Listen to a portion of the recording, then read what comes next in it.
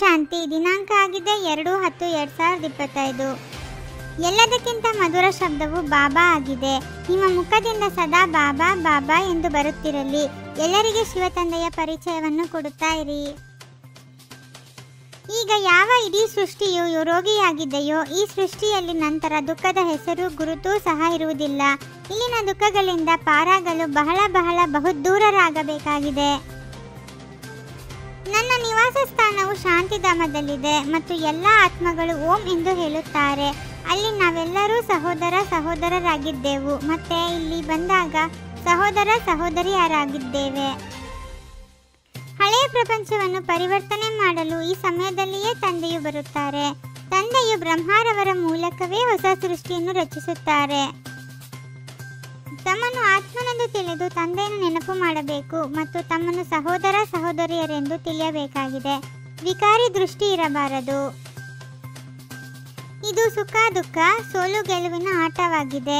ಮಾಯೆಯ ಮೇಲೆ ತಂದೆಯು ಬಂದು ಅರ್ಧಕಲ್ಪಕ್ಕಾಗಿ ವಿಜಯವನ್ನು ಪ್ರಾಪ್ತಿ ಮಾಡಿಸುತ್ತಾರೆ ಮತ್ತೆ ಅರ್ಧಕಲ್ಪ ಸೋಲಬೇಕಾಗುತ್ತದೆ. ಇಲ್ಲಿ ಈಶ್ವರನಿಗೆ ತಂದೆ ಎಂದು ಹೇಳಲಾಗುತ್ತದೆ. ತಂದೆ ಎಂದು ಹೇಳಿದಾಗ ಆಸಿ ಸಿಗುವ ಮಾತು ಬರುತ್ತದೆ. ಶಿವ ತಂದೆಯು ತಿಳಿಸುತ್ತಾರೆ, ಯಾವಾಗಲೂ ಬಾಬಾ ಬಾಬಾ ಎಂದು ಹೇಳಬೇಕು.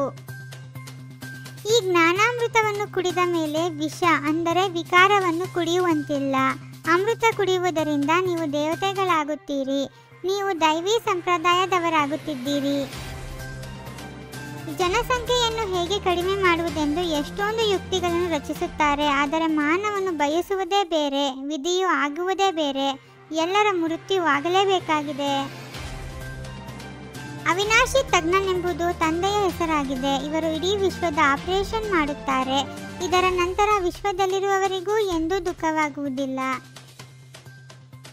ಯಾವ ತಂದೆಯು ಸತ್ಯವಾಗಿದ್ದಾರೆಯೋ ನಾವು ಆತ್ಮಗಳು ಅವರ ಸಂಘದಲ್ಲಿಯೇ ನಡೆಯುತ್ತೇವೆ. ಈಗ ಸತ್ಯ ತಂದೆಯ ಜೊತೆ ನೀವು ಆತ್ಮಗಳ ಸಂಘವಿದೆ. ನೀವೇ ಜೊತೆಯಲ್ಲಿ ಹೋಗುತ್ತೀರಿ. ತಂದೆಯು ತಿಳಿಸುತ್ತಾರೆ, ಈಗ ನಾನು ನೀವು ಮಕ್ಕಳ ಬಳಿ ಬಂದಿದ್ದೇನೆ. ನಿಮ್ಮನ್ನು ನಯನಗಳ ಮೇಲೆ ಕೂರಿಸಿಕೊಂಡು ಹೋಗುತ್ತೇನೆ. ಇದು ಶಿವನ ಮಕ್ಕಳ ಮೆರವಣಿಗೆ ಆಗಿದೆ. ಭಕ್ತರ ರಕ್ಷಣೆ ಮಾಡುವವರು ಭಗವಂತನಾಗಿದ್ದಾರೆ. ಆತ್ಮವು ಶರೀರದ ಜೊತೆ ಭಕ್ತಿ ಮಾಡುತ್ತದೆ. ಸತ್ಯ ತ್ರೇತಾಯುಗದಲ್ಲಿ ಭಕ್ತಿ ಇರುವುದಿಲ್ಲ. ಭಕ್ತಿಯ ಫಲವನ್ನು ಸತ್ಯಯುಗದಲ್ಲಿ ಭೋಗಿಸುತ್ತೀರಿ. ನೀವೆಲ್ಲರೂ ಪಾರ್ವತಿಯರಾಗಿದ್ದೀರಿ. ನಾನು ಕಥೆಯನ್ನು ತಿಳಿಸುವಂತಹ ಅಮರನಾಥನಾಗಿದ್ದೇನೆ. ಒಬ್ಬರಿಗೆ ಅಮರನಾಥ ಎಂದು ಹೇಳಲಾಗುತ್ತದೆ. ಸತ್ಯ ತಂದೆಯು ಈಗ ನಿಮಗೆ ಸತ್ಯ ಕಥೆಯನ್ನು ತಿಳಿಸುತ್ತಾರೆ. ತಂದೆಯು ಈಗ ಇಂತಹ ರಾಜ್ಯಭಾಗ್ಯವನ್ನು ಕೊಡುತ್ತಾರೆ. ಅದನ್ನು ನನ್ನಿಂದ ಯಾರೂ ಕಸಿದುಕೊಳ್ಳಲು ಸಾಧ್ಯವಿಲ್ಲ. ಆಕಾಶ ಭೂಮಿ ಎಲ್ಲದಕ್ಕೂ ನೀವು ಮಾಲೀಕರಾಗಿ ಬಿಡುತ್ತೀರಿ. ಇಂತಿಂತಹ 6-8 ಒಳ್ಳೊಳ್ಳೆಯ ಗೀತೆಗಳು ನಿಮ್ಮ ಬಳಿ ಇರಲಿ. ಅದನ್ನು ಕೇಳಿದ ಕೂಡಲೇ ಖುಷಿಯಾಗಿ ಬಿಡುತ್ತದೆ.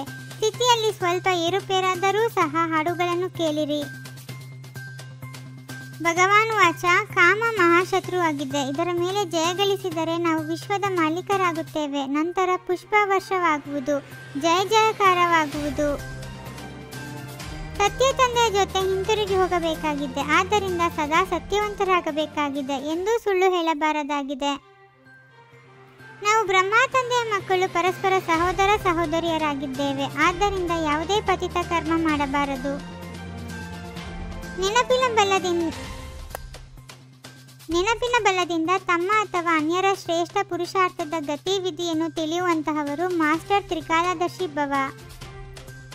ತಾವು ತ್ರಿಕಾಲದರ್ಶಿ ಮಕ್ಕಳು ಸೈಲೆನ್ಸ್ ಅರ್ಥಾತ್ ನೆನಪಿನ ಬಲದಿಂದ ತಮ್ಮ ಅಥವಾ ಅನ್ಯರ ಶ್ರೇಷ್ಠ ಪುರುಷಾರ್ಥ ಅಥವಾ ಸ್ಥಿತಿಯ ಗತಿವಿಧಿಯನ್ನು ಸ್ಪಷ್ಟವಾಗಿ ತಿಳಿದುಕೊಳ್ಳಬಲ್ಲಿರಿ. ಸರ್ವರ ಸಹಯೋಗಿಯಾಗಿ ಆಗ ಸ್ನೇಹ ಸ್ವತಃ ಪ್ರಾಪ್ತಿಯಾಗುತ್ತಾ ಹೋಗುವುದು. ಓಂ ಶಾಂತಿ. 21 ಜನ್ಮಗಳಿಗೆ 21 ಪರಮಾತ್ಮನ ಮಹಾವಾಕ್ಯಗಳನ್ನು ಆಲಿಸಿ ಹಾಗೂ ನಿಮ್ಮದೇ ಆದ ಈ ಚಾನೆಲ್ಗೆ ಲೈಕ್ ಮಾಡುವುದನ್ನು ಮರೆಯದಿರಿ.